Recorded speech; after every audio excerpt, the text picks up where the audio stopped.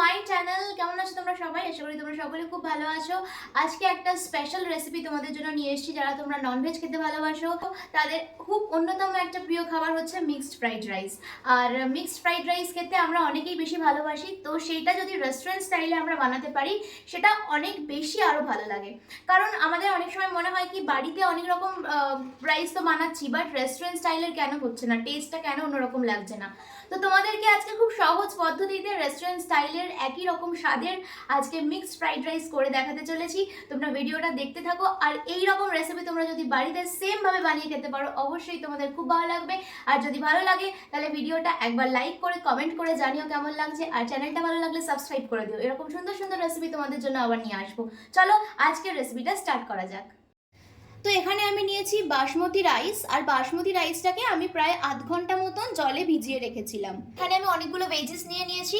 এখানে নিয়েছি হচ্ছে বিনস, আর এই বিনসগুলোকে কিন্তু খুব সমানভাবে কেটে নিয়েছি। ছোট বড় করলে কিন্তু মানে দেখতে অতটাও ভালো লাগে না, সেই কারণে একদম প্রত্যেকটা বিনসকে কিন্তু খুব একদম নিখুঁতভাবে কেটে নিতে হয়েছে।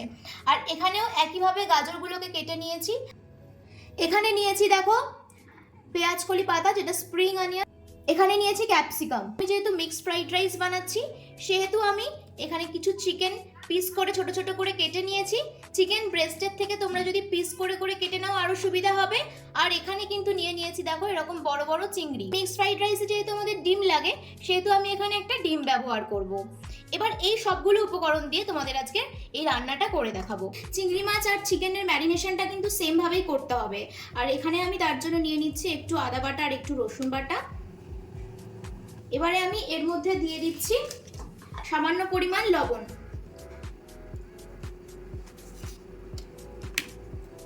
আর দিয়ে দিচ্ছি গোলমরিচ।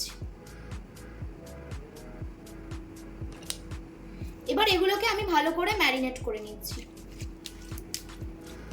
চিংড়ি মাছটা যেভাবে আমি করছি একইভাবে চিকেনটাও ম্যারিনেট করে নিচ্ছি। এখানে তোমরা চাইলে চিকেনে সয়া সসটা দিতে পারো, আমি এখানে সয়া সসটা দিচ্ছি না। আমি জাস্ট এরকমভাবেই নর্মালভাবেই কিন্তু ম্যারিনেট করে নিচ্ছি। এবার এগুলোকে আমি আগে ফ্রাই করে নেব। এখানে দেখো হাঁড়ির মধ্যে আমি জল বসিয়ে দিয়েছি ভাতটা করার জন্য, আর অলরেডি একটু একটু ফুটতে শুরু করেছে। তো আমি এবার কি করব, মানে হালকা হালকা যখন ফুটতে বুদবুদ ওঠা শুরু করবে তখন আমি এর মধ্যে কিছুটা পরিমাণ লবণ দিয়ে দিচ্ছি। আমি চালগুলোকে এর মধ্যে ঢেলে দিচ্ছি।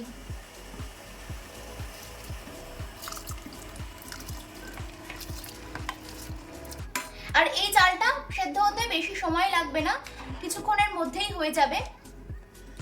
আর এবার চালটা একটুখানি হালকা করে নেড়ে নিচ্ছি, খুব বেশি নাড়বো না। নেড়ে এবার এটাকে আমি চাপা দিয়ে দিচ্ছি। কড়াই বসিয়ে দিয়েছি, এখানে কড়াইটা গরম হয়ে গেছে। এবার আমি এর মধ্যে দিয়ে দিচ্ছি সাদা তেল।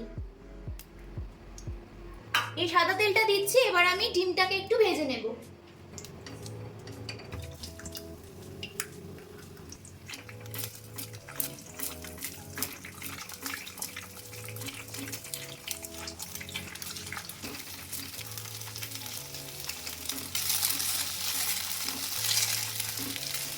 আমি কিন্তু ডিমগুলোকে এখানে হালকা করে ভেজে নিয়েছি।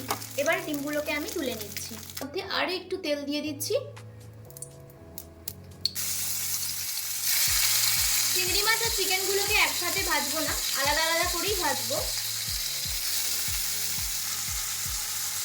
এবার মাছগুলোকে এদিক ওদিক করে ভেজে নিচ্ছি, উল্টে উল্টে ভেজে নিচ্ছি। দেখো খুব বেশি কিন্তু ব্রাউন করবে না, হালকা হালকা। দেখো একটা খুব সুন্দর কালার এসছে, এই কালারেই কিন্তু আমাদেরকে রাখতে হবে। কারণ ফ্রাইড রাইসের কালারের সাথে যদি মাছগুলো বেশি পোড়া পোড়া হয়ে যায় দেখতে কিন্তু ভালো লাগবে না।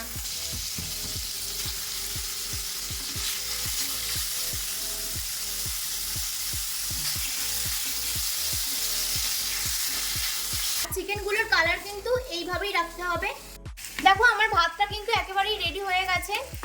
আর আমি ভাতটা কিন্তু একদম বেশি নাড়াচাড়া করবো না, কারণ ভাতগুলো ভেঙে যেতে পারে, সেই কারণে আমি একটুখানি ভাত তুলে জাস্ট দেখিয়ে দিচ্ছি তোমাদেরকে। দেখিয়ে দিচ্ছি দেখো আমি আর একটু তেল দিয়ে দিচ্ছি।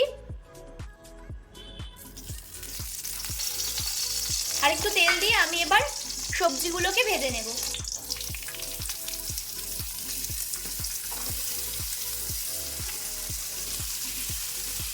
বিনস আর গাজরটাকে আমি একসাথেই দিয়ে দিচ্ছি। আর এখানে মাথায় রাখতে হবে খুব বেশি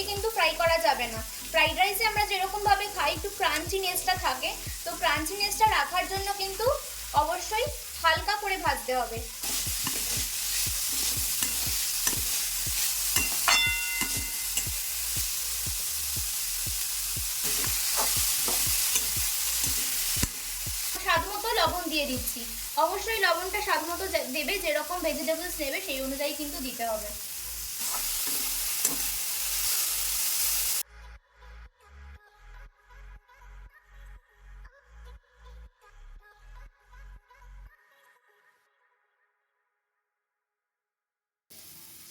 এর মধ্যে দিয়ে দিচ্ছি স্বাদ মতো চিনি, সাথে দিয়ে দিচ্ছি এর মধ্যে গোলমরিচ গুঁড়ো।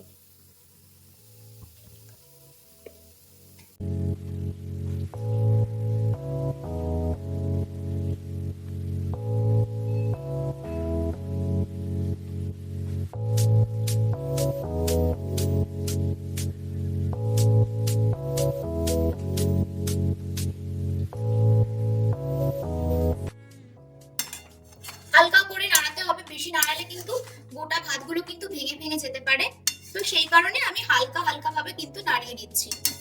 আর পুরোপুরি হয়ে গেছে এবং একদম শেষে আমি সয়া সস দিয়ে দিচ্ছি।